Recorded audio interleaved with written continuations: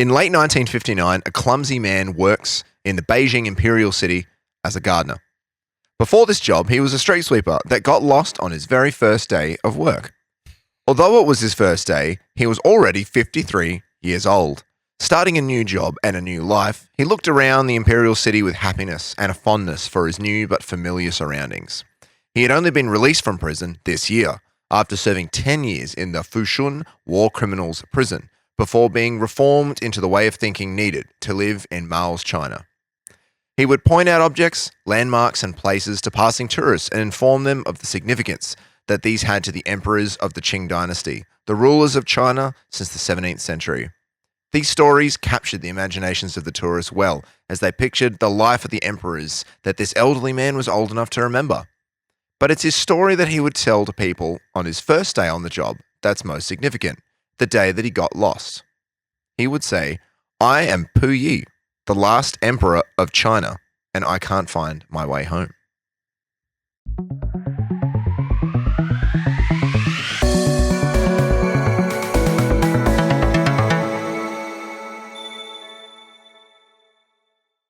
Puyi. He sounds like a bad emperor. I like to think about the fact that he was in new but familiar surroundings. Because where the hell are we? Oh yeah, welcome to outdoor education with Cheeky Tales. So I was looking at you. I was like, "Where the hell are we?" Yeah, welcome to Cheeky I'm like, Tales. what are you doing? Welcome to Cheeky Tales Outdoor Edition. I'm your host this week, Sean. I'm joined with Hello, I'm Aaron, and Hello, I'm John. that was much more awkward that I added and this is and in between we're it. in my back patio. We are in Aaron's back patio. I hope you're enjoying the cicada sounds of nature. To be honest, I like it. A bit of sound seasoning. It's better than the aircon noise. Sound garnish. And you know what, Sean? Yeah. More feet. No feet. Put your damn feet down. More feet. All right, for those listening at home, there's a table in front of us that we can easily put our feet on, and they're right in the camera. Cool, man. Cool. Yeah. For those that don't watch the videos, which is most of you, How dare you, first of all? is most of you, our physical comedy is excellent and you should watch. But yeah, Aaron and John's feet are pretty regularly in the videos due to the shape of the couch, but not this week. Sitting in chairs. Anyway, so new environment for us, new environment for the last emperor, Chinese. Yeah. The last emperor of China. Of Imperial China. China. Imperial China, which lasted 2,000 years before eventually they became a republic. Just a little bit more housekeeping. I survived my cruise. So Yeah. Yeah, John didn't That's drown. true. John I is am here. back. He hasn't been replaced by one of our many backup guests. Yeah, we haven't had to call in a fill-in. Yeah. Shirtless Cheesy's not here. I probably do sound a little bit different this week. I've had the touch of the sicky boy. Oh, no. Cruise plague. Cruise plague. No, it was well after. It was only last. They say it takes about 2 weeks to come on. Yeah. Yeah, COVID-19. So that's why I probably got a little bit of a lower That was octave. so bad. You do sound a bit sick. Yeah. I'm glad you're over there. Yep. Yeah. Well, Also glad you're alive. Yeah, thank you. that too. So Puyi. Puyi, we're here to talk about. Yeah, we're here to talk about the last. Puyi. Here to talk about the last emperor of China. What's his name? Puyi. Puyi, No, Mr. Poopy Butthole. Mr. Poopy Butthole. Oh, There we go. Rick and Morty reference. Got it out of the way. yep. Yeah. Got it out the way like it's a tick box. Tick. But yeah, we're here to talk Tickle about. Rick. We're here to talk about Puyi, the last emperor of China. He, unlike, obviously I've got a whole episode to do, which means he doesn't just get murdered. I was about to say, At it's the nice beginning to of know the- he doesn't just get Yeah, he doesn't murked. just get murdered straight away. Doesn't get murked straight away. Rest in peace, Tsar Nicholas II. you abdicated peacefully and they murdered you and Yeah. your whole family. He got lost and then got killed. That's been Cheeky That's- Tales. that's Thanks for Cheeky Tales. listening. Thanks for listening. Good night, Cheeky. Good night, Chiquitos. Chiquitos. Take it easy. All right. Good night. Shall we go? God, the edit this week is rough. All You don't right. have to do it. So let's get started. That was a callback, by the way. I'm sorry for calling you C's. So all of this starts. I was going to say, break out the nice dinnerware, Sean, and let's get started. Oh, Put the bull away. Bull in a China, shop. oh yeah, okay, fair enough. No, that's a bit of a stretch. I don't. I mean, they were more obsessed with silver than anything else, but yeah. Okay, cool, man. But we're not going to go into that. It's too complicated. I'm sorry that it was an easy, low-hanging fruit and that you're upset that you didn't come up with it. That's okay. Right. Got him. Preface for all the listeners out there. I am going to cover the early 20th century of China. A lot happened, but this is about the emperor. So I'm going to glance over some major issues in early 20th century Chinese politics. For one, Please. we love the CCP. Yeah, please don't jump down. If you're a fan of this era of history, please don't jump down my throat about all the massive things that I just glance past or All you big don't even China talk heads about. out there. Because there a lot happens in a really short space of time, and I don't have time to cover all of it. This is about Puyi. Righto. Big China's going to get him. There was a Chinese restaurant on the cruise ship. Of course there was. Of course there was. Dragon Lady. And every RSL in Australia. Can I get the honey chicken? There was a lot of Chinese people on the cruise as well. They're mainly staff. All right. So this all starts with Su Qie. Su Qie was a concubine of the Shangfeng emperor.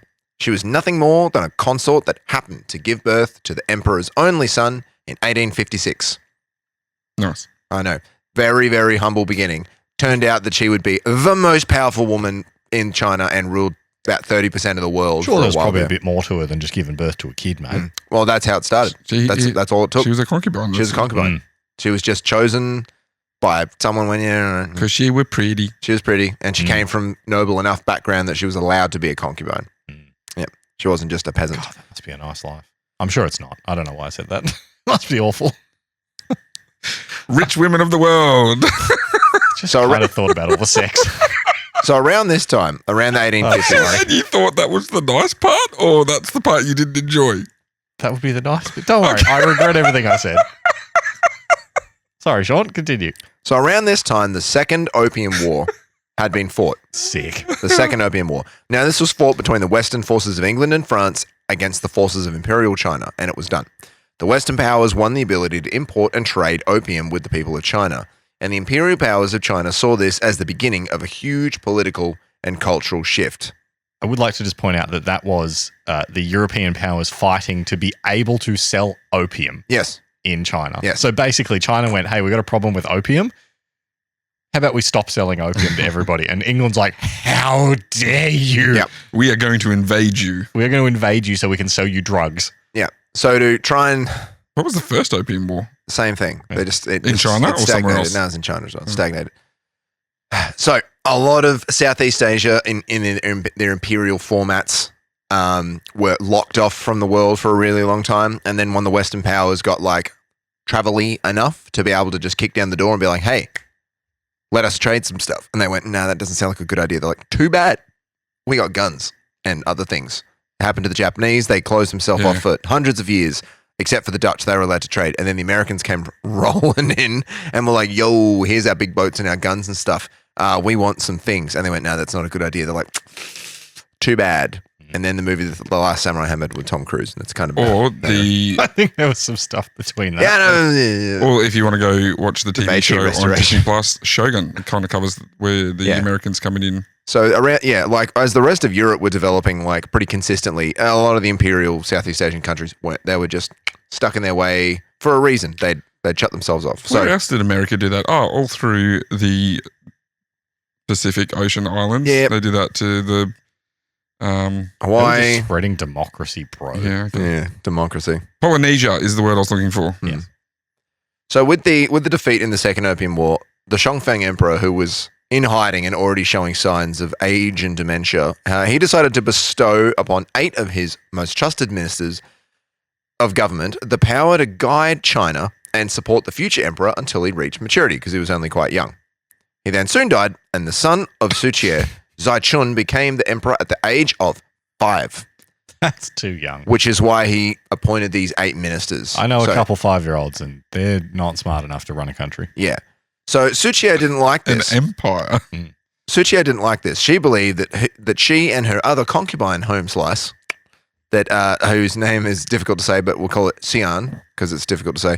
I couldn't find a pronunciation for it, and it's spelled kind of strange. That they should be the ones ruling because they're the ones that know what should happen, even though that's not true at all.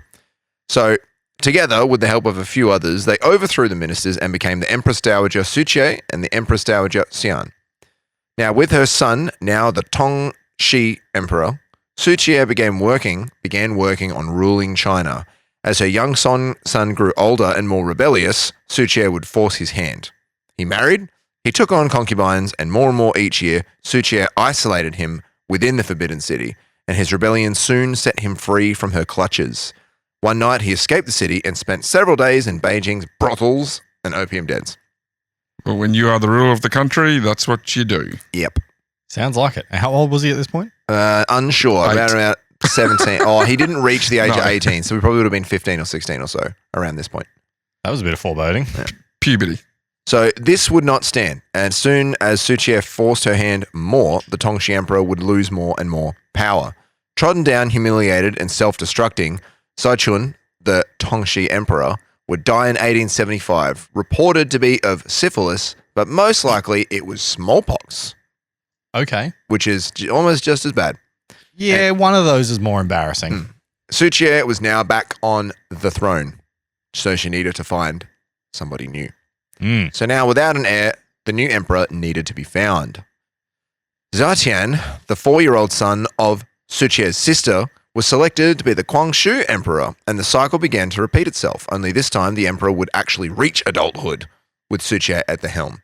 This would see her as becoming retired, so to speak, because he actually reached maturity, so she would retire. Retire as like, Retire like Jay Leno retired. Just like, I'm right. back. so she started building a car collection. Yeah, pretty much. Yeah. No, and then she went, you know what, I don't like this, and kicked down the door and just come back on the show. Right.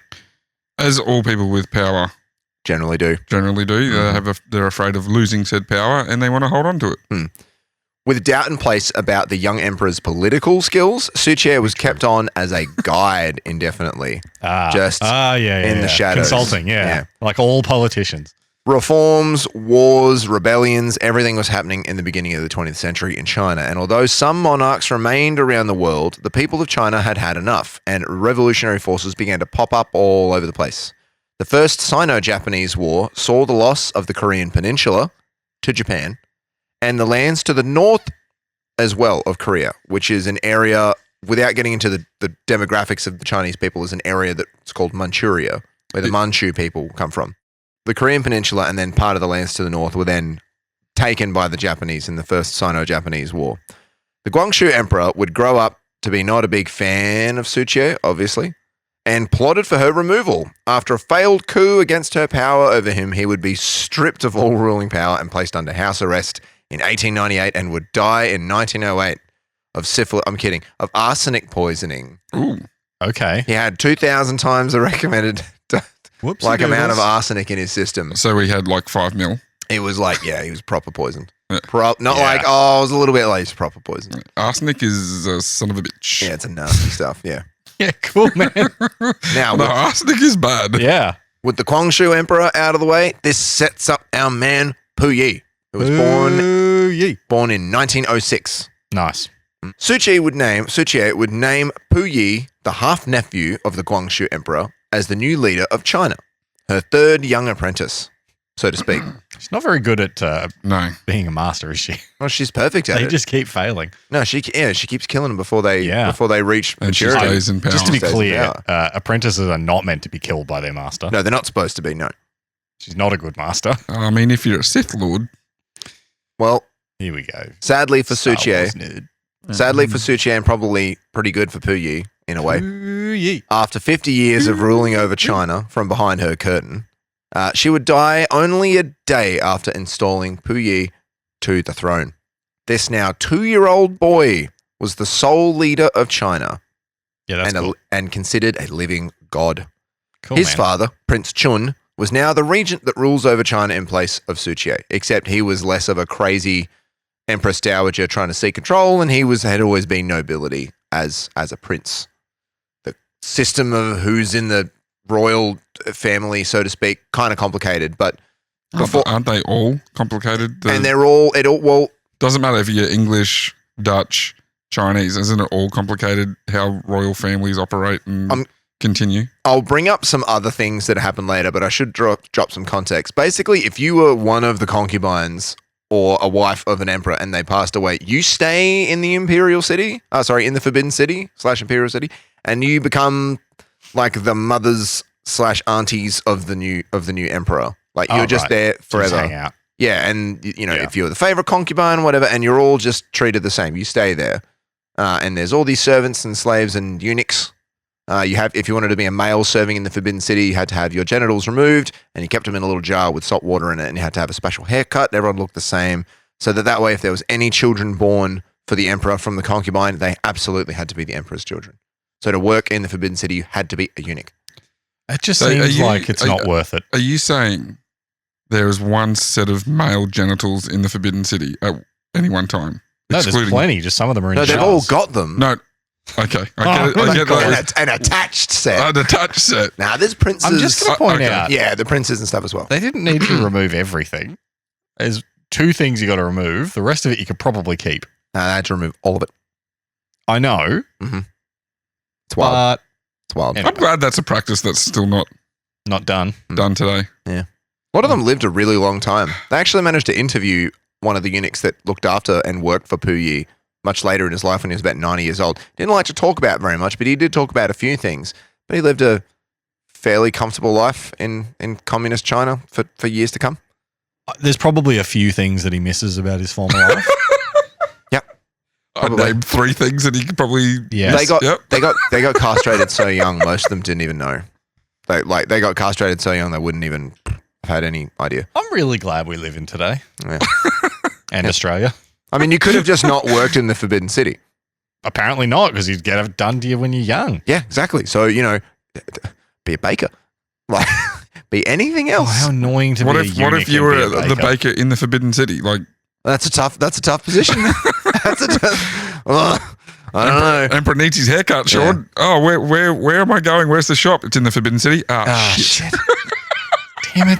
There's a lot, yeah. If you've ever worked at home. If you've ever looked at a map of the Forbidden City, there is a picture yourself looking at a map. Picture yourself looking at a picture. There's a lot of buildings and a lot of people that live there and a lot of stuff going on. I wouldn't want to do maintenance in the Forbidden City. No, definitely not. No, so much red paint. Yeah, we need you to come in just for one contracting job, but there's a bit of an entry price you got to pay. Yeah. No, thank you. So this brings us to the birth of the Republic of China. The induction's a bit. Safety induction. Safety induction's a bit rough. You need to show me your white card and your no genitals. All right. Can you imagine pulling that out? Here's the white card out of your wallet. Here's your salted jar of penis and balls. Oh. Yep. You had to know we were going to get stuck on this. I know. I was going to glance over and I thought, now I'll explain. Salted pickles. Yeah. So in 1911, in Wuchang, a group of soldiers mutinied against their generals. This rebellion begins the nationwide uprising against the dynasty of emperors in place. The people of China are fed up with the state of the country. Multiple wars, foreign invasions, they've lost land, resources, and the Western powers are gaining more traction in this ancient land. Soon the imperial generals side with the soldiers, and the imperial family no longer has an army to defend themselves with. Uh-oh. By February of 1912, Puyi's father, Prince Chun, had abdicated the regency, and soon after, so had the Empress Dowager. The Empress was the one that agreed to the abdication of Puyi as the emperor, as he was still quite young. He was only 6. Actually, he was 5. The Qing dynasty and 2,000 years of imperial rule is over. The Republic of China has taken its first steps. Now, they had a thing in place that they were allowing the emperor and his family to remain being the emperor. We're still going to have this republican sort of political system, but we're going to leave the emperor alone. We're going to keep them in place. We're going to keep them safe. We'll give him a stipend, basically a crap load of money. It was an obscene amount of money. Like you could try and calculate it all you want. It's like $3 million a year or something. Because they still have an emperor today, don't they? But they're not there. No. You're thinking of Japan. Am I? Okay. Thinking of Japan. They still have an emperor. Japan still have the emperor? Yes, they do. Oh. Yes. But they're not the head of the... They're not the head of the country. Head of the state, no. No. They did the same thing. They kept the emperor in place because of the cultural importance. Okay. So they let the emperor stay, and it was really, really important. with the new political parties lobbying for power using the newly reformed media gained by the freedom of press, the Republic chooses to keep Puyi on the throne as a figurehead. The average citizen of China still believes that the country needs an emperor, and so they effectively lock him in the Forbidden City like a prized bird, give him all the normal ceremonies and all the money, but take the country in a new direction. Somewhat like England. Who is the current emperor of Japan? Because I need Naruhito. There you go. So General Wan Shikai was the army leader that was put in charge of squashing the rebellion in the early stages, but fell under the spell of the rebels and soon became their leader prior to the abdication of Puyi. Turncoat. Over the next 12 or so years, he would attempt to place himself in power. Oh, what a dick. Puyi soon learned of this and attempted to stop this by hiding the imperial seals, which he used to certify documents effectively, among other things. But like that was more or less it. Like a document wasn't real unless the imperial seal was placed upon it. And that was what he spent most of his day doing it. 5 or 6 years old, sitting on a big gilded throne, going bonk, bonk. Bonk. Yeah. What was the general's name again? Wan Shikai. He needs to put himself in a jar full of salt water. He does. General Wan Shikai declared himself the new emperor in late 1915 and planned to marry Puyi to his daughter to bring together the new and the old dynasty. I mean, that's a way to do it. It didn't last. The Republic would pressure Wan until he abdicated after about 2 weeks. A warlord then seized control of the city and briefly reinstated Puyi to the throne as the emperor again. The premier of China then proceeded to bomb the shit out of the Forbidden City, attacking the warlord's forces and killing a servant. So after 12 days being back on the throne under massive pressure from the Republic, Puyi stepped down again. So now he's been the emperor of China twice. So he's the last emperor, and then again he was the last emperor. And so what happened to this Wan Shikai? Wan Shikai eventually just sort of disappeared and was killed. He Homer Simpsoned into the bushes and was gone. Okay. This brings in the man from Oxford. In early 1919, the warlord era of China was in full swing. The country was trying to establish itself as a republic.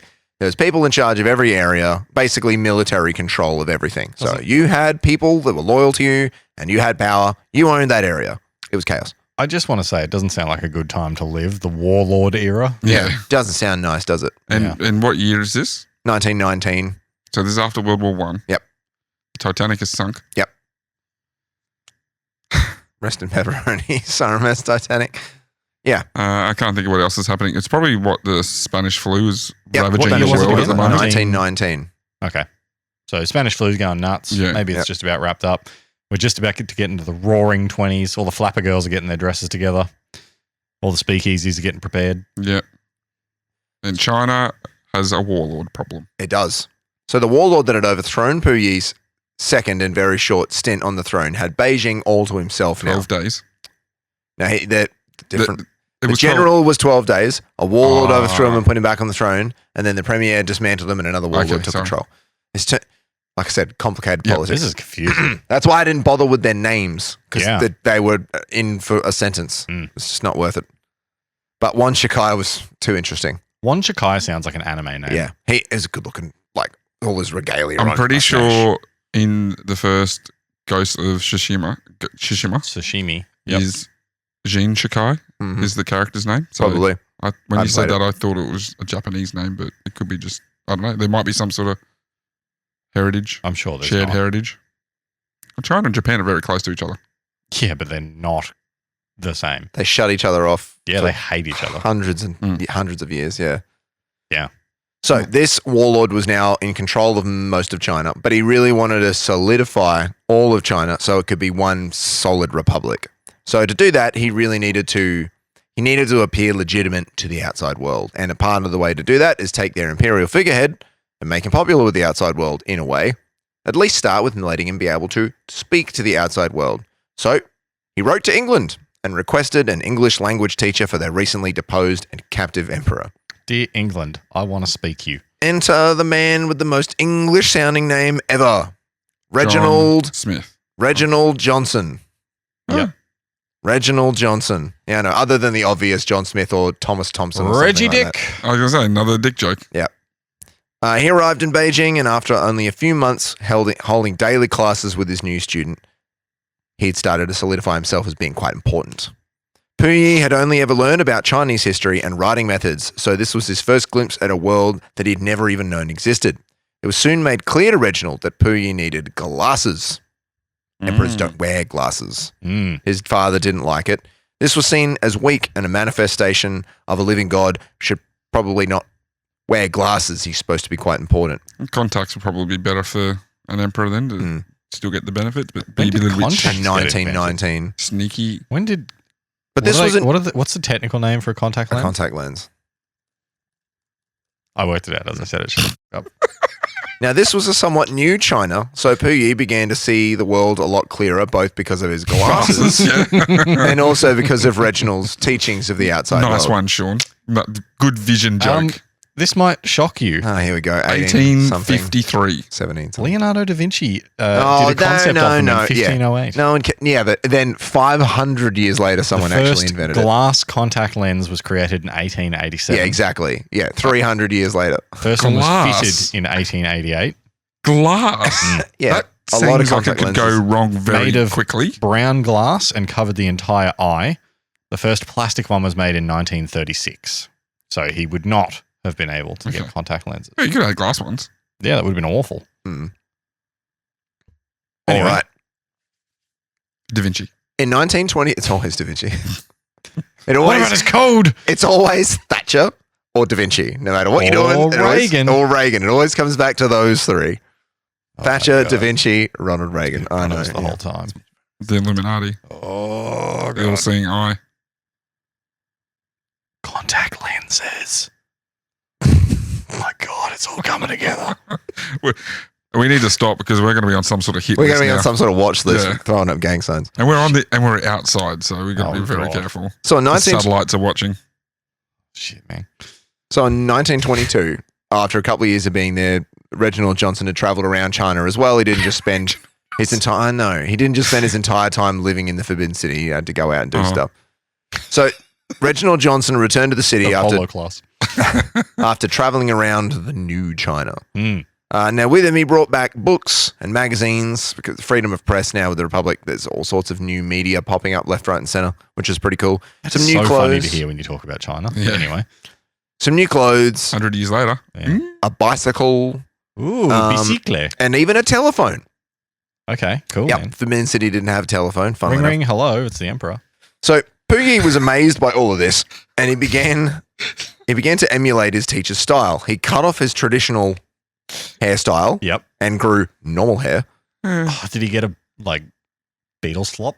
No, he had just a side part, Oh. like a 1920s haircut, you know. Right. He started wearing a suit and riding his bicycle around the Forbidden City for fitness. And he also would kind of prank call random Beijing phone numbers. But it What was a champ. This guy's better than the prankster we covered a couple of weeks ago. Well, that's the thing. He's actually very similar because Is your fridge running? he didn't really do pranks. He would just call them because he really wanted to hear other people talk. Yeah, right. So they would answer the phone. He'd go, and he'd Hello, hang up I'm the a phone. normal man. Oh, joke on the Emperor. Yeah. Tee-hee. It's 1922 and he was born in 1906. 06. So he's what? 16? Yep. Okay. Perfect time. So at this point, he'd been. I've glanced over it because he's not a very nice kid. He's pretty sadistic. You could say that he was a straight up sadist. He No empathy. well, he had no one guiding him other than these eunuchs. He had no one being like, "Hey, stop doing that." You're Yeah. You're being He's a been locked up in shithead. the Forbidden City. Nobody all with his the life. balls to tell him no.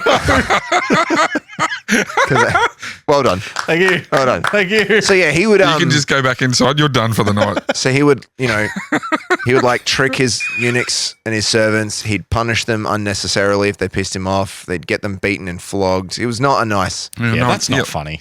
I know very- Aaron yeah. made a joke, but no one told him no. No one told him no. He was really he was straight up just a sadistic person. And he'd never been calibrated. So all of this stuff when he was learning about the outside world, it was pretty crazy, but he still had no way of regulating that. So he got all excited about the outside world, but it's I don't know, it's like Coming to America. It's like the character's just all excited about the outside world, but he doesn't know freaking hell what he's doing. He's just the king, so he just does whatever he wants. It only ends badly, as it always does.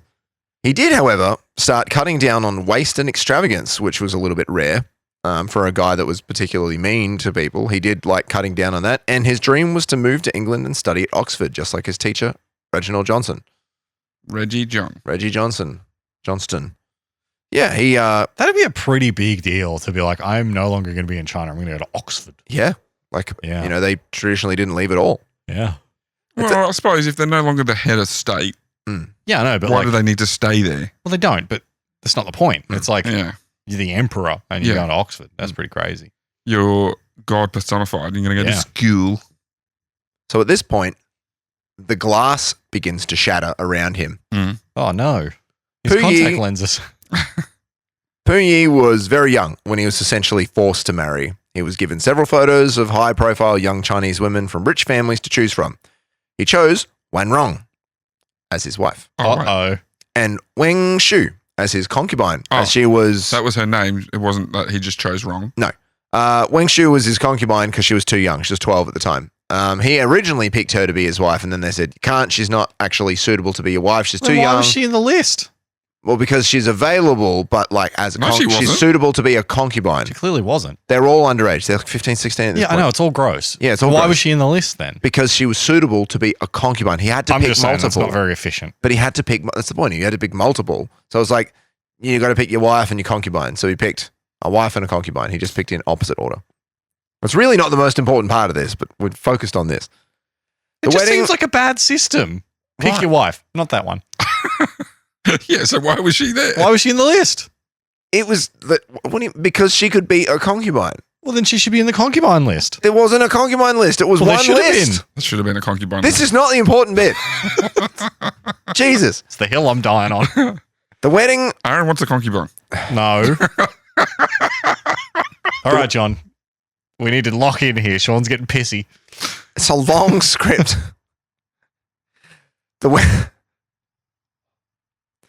The wedding was a traditional and extravagant affair with Puyi and his now wife, whom he had never laid eyes on because during the wedding they wear not a veil, like a straight up banner on their head.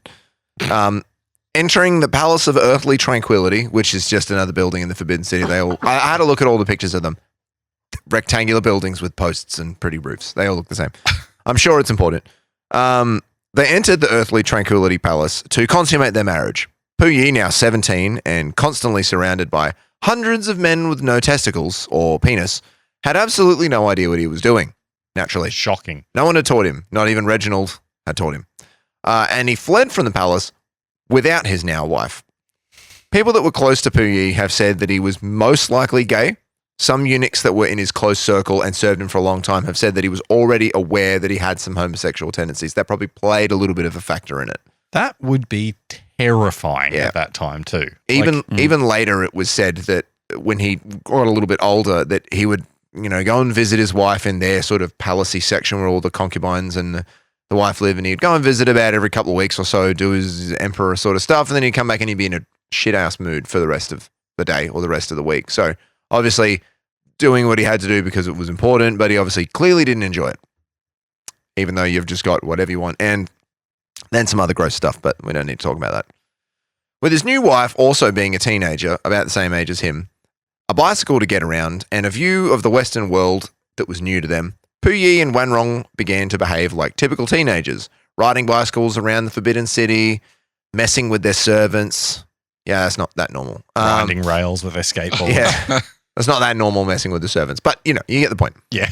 It's not very relatable, Sean. Little did he know that his eunuchs and servants were stealing from him. Yeah, that's not really surprising, is it? Yeah, for years, and selling gilded golden objects from the city on the black market. There was thousands and thousands of gold, jade, and silver objects, trinkets, statues, bells, whistles. Where have all my cutlery gone? Yeah, it's all over the place. So they've been selling it for years. As he grew more and more aware of this, he attempted to fix this by having an inventory taken of the city's goods. This didn't work, so to cover it up, they burnt down one of the halls and blamed the fire for the loss of thousands of objects. Oh, insurance fraud. Yeah, nice. Insurance fraud, yeah. Good. Puyi then ordered all eunuchs and servants to leave the Forbidden City, which if you've seen yourself looking at the map of it, it's a big place, That's a lot of there people. was a lot of people. All of his mothers and aunties and other concubines and all of those homies that I mentioned earlier that live with the princes and all the other people insisted that he keep 50 because they couldn't function without them, which is kind of sad, but the state of the way that they lived. They physically couldn't think. But remember that it was so insane that when he was like a little baby that he couldn't wear the same clothes twice. He got new clothes every day. He's like a woman now. Like he had to wear clothes that had never ever been worn every day. Fresh new silk garments every single day from the age of 2. On TV, they're not allowed to wear the same thing more than once. Okay, is that where you're going? Yeah, remember the Carl Okay. Stefanovic thing where he wore the same suit every day for a year and then he was like, what up, bro? Nobody called me out on it. I just thought. Oh, you thought, yeah, I know what you thought, mate. Yeah. Okay. I Anyway. thought anti-woman Aaron was coming out again. Oh, that's right. let's- Yeah. Let's be clear. I was not being anti-woman that day. I was saying what it was like back then. Sure. Sure. Whatever helps you Whatever sleep helps at you night. sleep at night. Let's not let... No. Facts matter. I wasn't being sexist. I was saying what it was like back then. Look, 2 out of 3 dentists recommend Oral-B, and in this circumstance, 2 out of cheeky boys recommend that Aaron everybody is is a equal. sexist. Yeah, and Aaron's a sexist. God.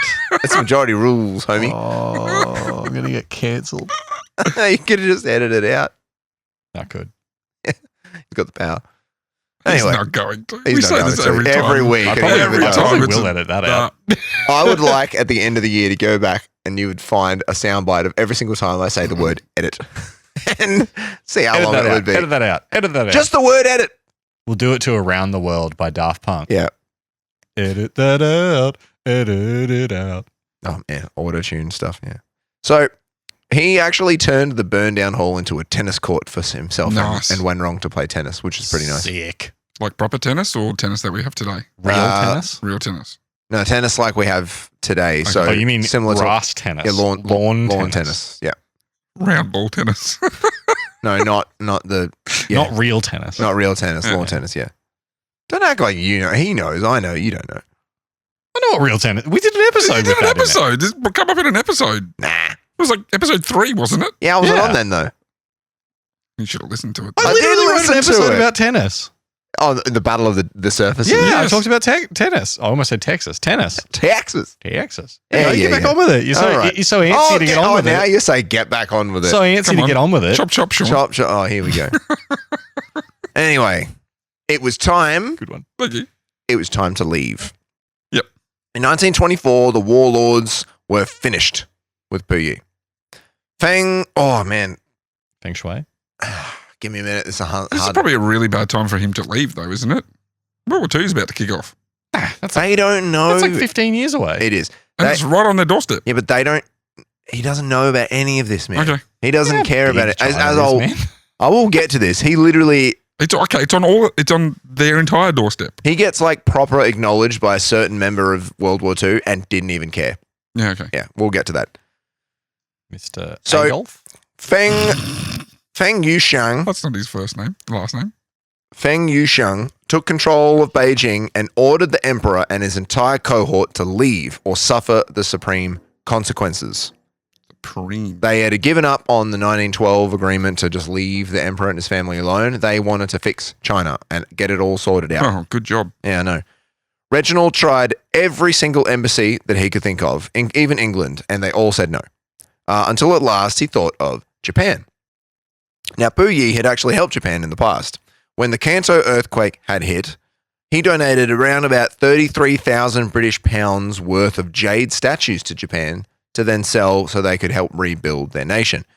When they sent a delegate to Beijing to thank Puyi, they had noticed just how easy it would be to control and manipulate him as he was being manipulated by the government and by everybody around him. So when Reginald sent word to the Japanese, they said, yes, we'll absolutely take him. We'll take that guy that's super easy. to I manipulate. assume the jade statues are from the Jade Empire. What?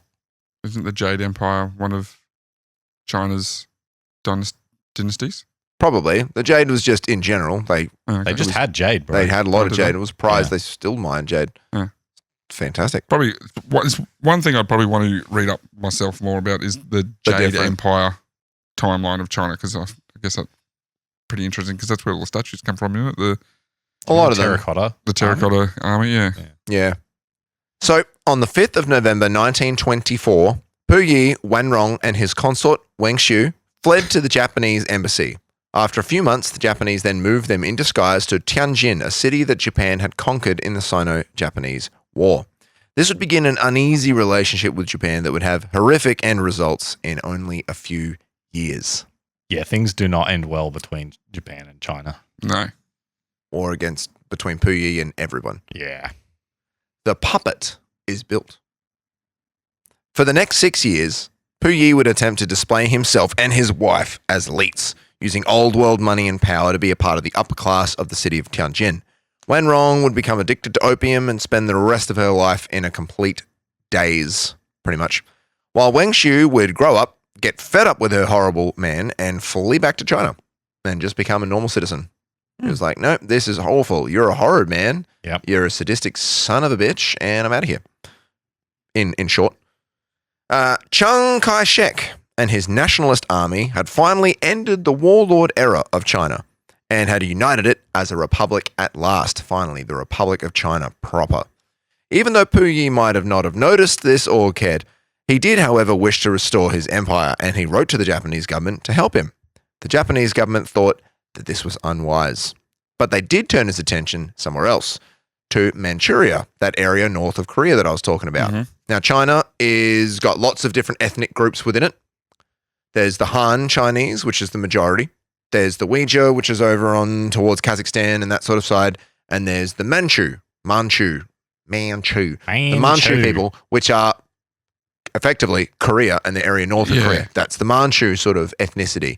The Qing emperors and the Qing dynasty were Manchu people, but ruled over all of China that was traditionally Han Chinese. So this area in Manchuria, they're like, oh, sweet, he's Manchurian. He doesn't speak Manchu at all. He only speaks Mandarin or in English at this point, but they want him to sort of be in charge here. This is a good idea. Now, Japan used a fake terrorist attack to annex the rest of the Manchuria and installed Puyi as the sort of new lord in the land that they now call Manchukuo. Okay. Manchukuo. Fake terrorist attack. What do you mean by fake terrorist attack? They utilized the print media of the early 20th century to say, so my God, there's been a terrorist attack. We've got to invade and shut this shit down. Yeah, right. Which didn't happen. Yeah, right. They just went and invaded it anyway. Huh. Annexed it. So literally just made it up. Yeah. Not like a false flag. Just made They it up. didn't actually send something over there to make something happen. They Just just made it up. printed it and then Printed it, made it up. Cool. Yep. That is a much easier way of doing it. Yeah. Yeah. So now Now it's Manchukuo, which includes Korea. King of the North. King of the North, He's yeah. King of the North. Yeah, right. So, well, at the moment he was president. Okay.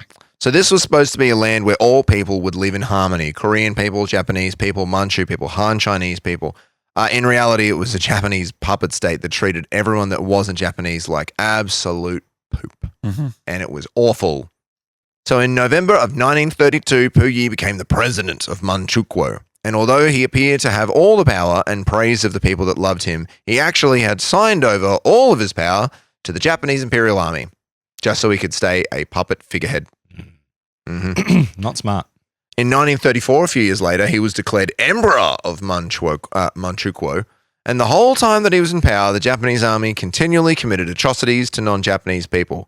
I'm going to go over this bit fast. In response to an act of sabotage that was just tiny, they rounded up 3,000 Chinese citizens of Manchukuo and mass executed them all. Puyi didn't even flinch as they murdered his own people. Puyi, by this point, was a horrible sadist that punished anybody and everybody that he could for any reason. He would have his own servants beaten to death if they displeased him, proving just how cruel that he had become since he had left China. That's And- sad. I'm just trying to keep track of his age. He'd be, 33 at this point? He'd be 39 and 34, so he'd be Oh, about 28. 28. Sorry. I thought it was 39 we were in. So with a lot of these atrocities committed, they can be blamed on the Japanese army. But Puyi was complicit to all of them, and he Yep. did nothing for fear of losing his fake power.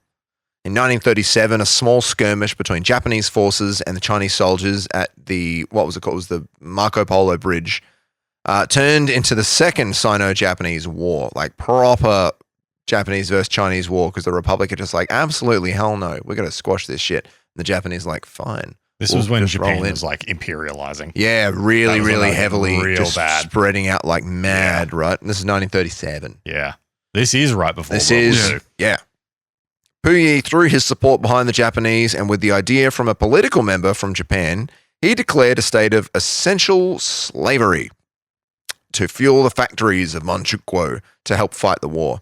From 1938 until the very end of the war, roughly 1 million Chinese people per year were taken from the countryside and forced into the Manchukuo factories.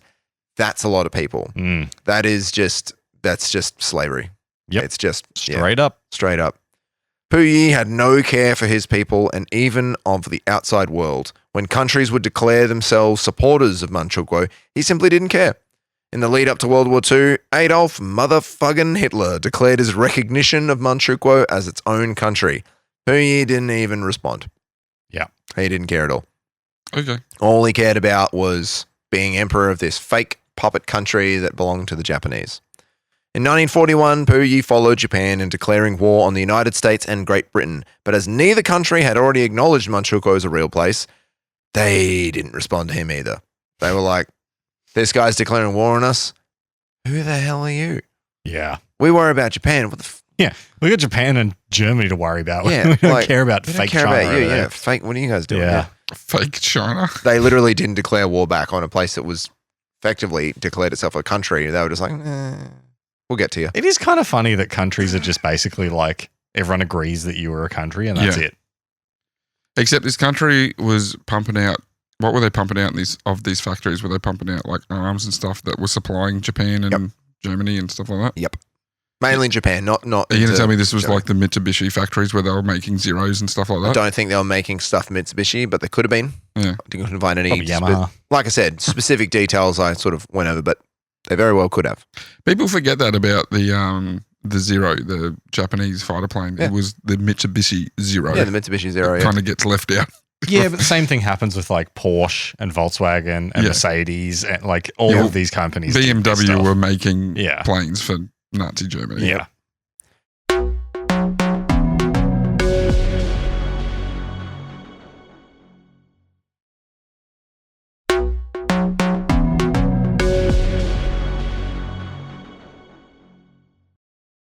So, with World War II raging on, the Second Sino-Japanese War just became another proxy war covered by the greater happenings across Europe and the Pacific. Puyi and his puppet government enslaved and murdered Chinese people in Manchukuo and used them as government experiments. They made public displays of them, and in October 1943, with all this bloodshed happening around him, he held a celebration for 10 years of Manchukuo being a country. It was around this time, however, that Puyi began to pay attention to the world outside of the Japanese media that had been force-fed to him. He started listening to Chinese radio. He started listening to Chinese language radio coming from the American side of the war. Oh, so he woke up. He woke up. He started to notice that, like, we're actually not. Hang on a minute. We're not doing that good. This stuff's evil? One of the things that prompted him was he started hearing on the Japanese media, they started talking about glorious sacrifice at some of the battles on the islands. He went, glorious sacrifice? What does that mean? What do you mean sacrifice? Aren't we dominating? He didn't know about the atomic bombs until well after that happened. Yeah, right. They're right there. Like, he probably could see it. He probably got a sunburn from it. Yeah. Definitely heard it. Had absolutely no idea. Imperial endings with communist beginnings. Have you enjoyed my titles so far? I have, yeah. Yeah. Good job. Thank you. I can tell you're proud of them. I am a little bit.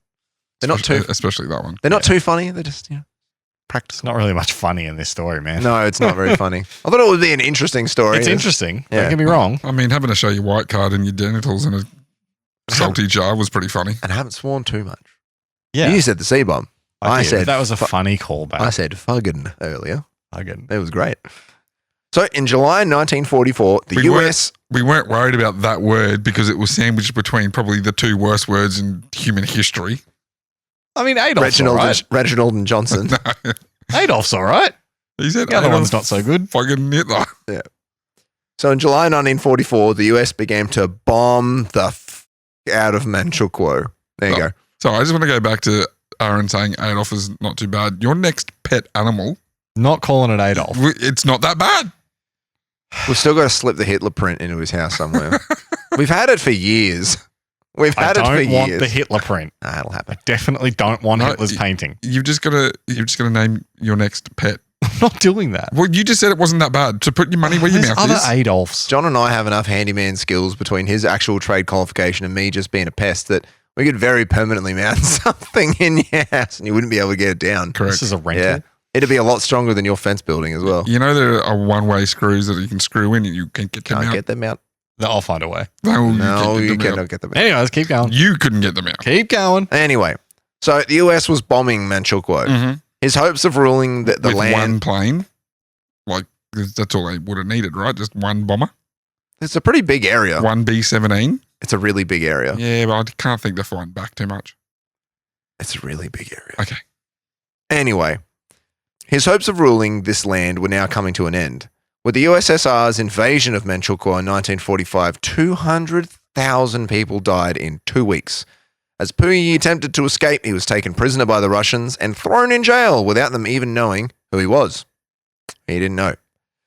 His wife Wenrong had attempted to escape in a different direction and was captured by Chinese rebels and thrown in jail and would die starving as she demanded more opium and her imaginary servants to bathe and feed her.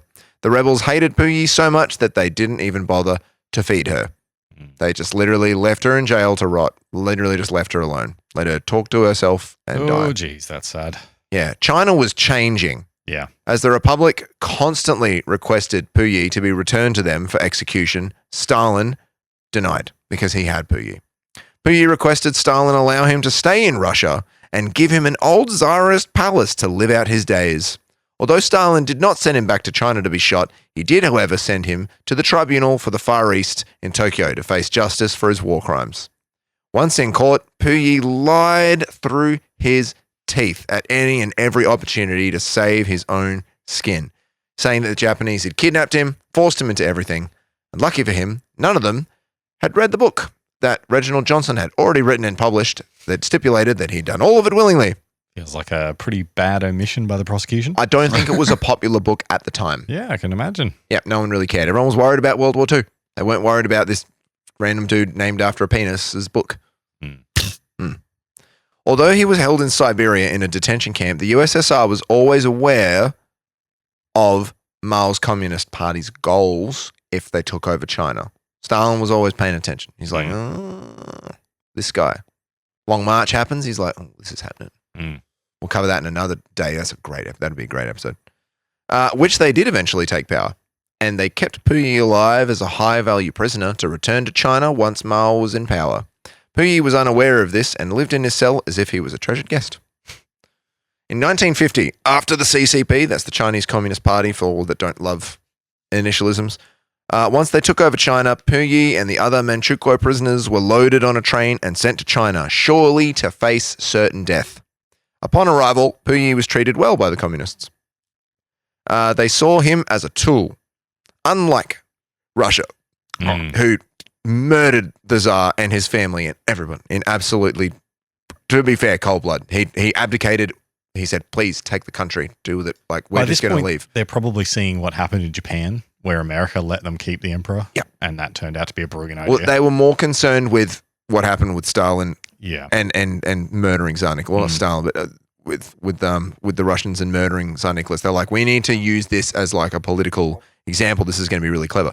So rather than kill him as the Russians did, they chose to remodel him into the communist ways, the ultimate showing to the world that if they could remodel the symbol of 2,000 years of imperial rule, then they could do anything. So they did. After stepping off the train, Puyi vanished into the system, placed in the Fushun, a war criminals prison. He spent the next 10 years being remodeled into the perfect communist citizen. Whilst in prison, he was forced to face the consequences of his actions, being confronted by victims of his horrid regime, taken to the place of Unit 731 where Japanese army doctors conducted gruesome experiments on Chinese people, was taken around Manchuria and spoke to people who made him feel so much guilt that he wished to kill himself. At one point, his captors even brought before him one of his previous concubines, who attacked him on sight for treating her as a sex object, declaring that she was pregnant now by a man that truly loved her. Good for her. Released into the wild. In 1959, he was released, which brings us back to the start. With Puyi, a simple citizen of China with a horrid past. He married, he wrote, he gardened, he lived as a simple man.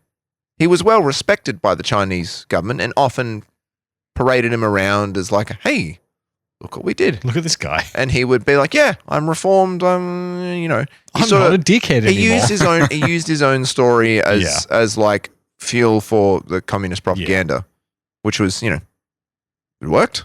Now at the time that the Communist Party was in charge, they didn't have total power. Yeah. They were just the ruling party. Yeah. And that's a little bit of not foreboding necessarily, but I suppose a little bit. He still spent his life clumsy. He moved erratically, as he'd always done, a sign of a man that had spent far too long having his basic work done for him by hundreds of people. He published a book about his life, From Emperor to Citizen. In his book, he stated, "I now feel very ashamed of my testimony, as I withheld some of what I knew to protect myself from being punished by my country. I said nothing about my secret collaboration with the Japanese imperialists over a long period, an association to which my open capitulation after the 18th of September 1931 was but the conclusion. Instead, I spoke only of the way the Japanese had put pressure on me and forced me to do their will. I maintained that I had not betrayed my country, but I had been kidnapped, denied all my collaboration with the Japanese, and even claimed that the letter I'd written to Jiro Minami was fake. I covered up my crimes to protect myself." As the Cultural Revolution started to take hold of China, as in Chairman Mao effectively had invigorated his people to take over the country permanently, as it does in a lot of communist states, Puyi was seen as a pretty easy target for the forces to then, finally squash the imperial culture of China out. Even though he was reformed, they're like, no, that's when they're going to squash this out. So he was then placed under heavy protection. His book was seen as heresy. It was translated into English and French. So they were like, no, this is not okay. They burned it in the streets. They chased him, tried to find him. The man who had remodeled Puyi was captured and placed in prison, and anyone that had helped Puyi along the way was treated exactly the same. In essentially captivity again at the end of his life, Puyi died in 1967 of kidney cancer and heart disease. He was cremated and buried in the Revolutionary Cemetery.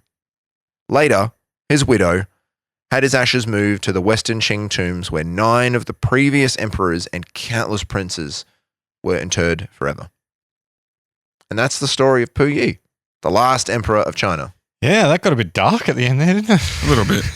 I mean, I guess it was kind of nice that they still, the wife got his remains to where the other emperors were resting. So this was a wife. A little bit of history tradition there, I suppose, is always nice to upkeep. Mm-hmm. His wife, this was a wife that he'd met once he was released from prison, mind you. Once he was reformed, And she stated in an interview that when she met him, he was a humble man.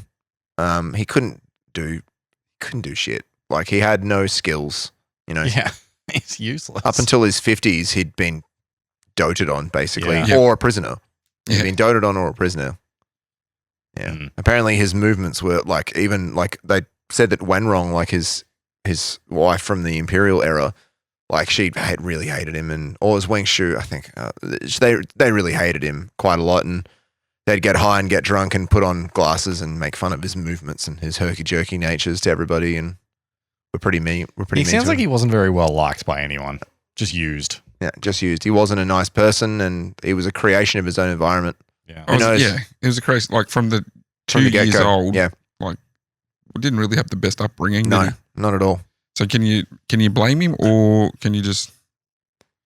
You can't blame how he was brought up. You'd hope that with all that was going on around him with his English teacher, who was probably just looking to keep himself a job for the next 50 years, he was also a monarchist, so he quite liked the idea of the emperor being back in power. He probably could have taught him better, but he didn't want to lose his own job. Well, good story, Sean. Thanks for listening. I'm glad to learn that one. Puyi. That story was the opposite of Puyi. It was good. It was good. I also want to end it with just saying how happy I am to have my genitals still. Is that the last word from you, Aaron? That's all I want to say. Okay. So you've been listening to Outside Cheeky Tales. Yeah. Hope you enjoyed the cicadas. And the planes. Everyone going to say their tag offline? Good night. Good night, Chiquitos. Take it easy. You've been listening to Cheeky Tales Podcast. If you'd like to see supplemental images related to our episodes or to interact with us about our episodes, hit us up on @CheekyTalesPod on Instagram, Facebook, and YouTube. You can watch our episodes on YouTube or listen to them on Spotify, Apple Podcasts, or wherever you get your podcasts.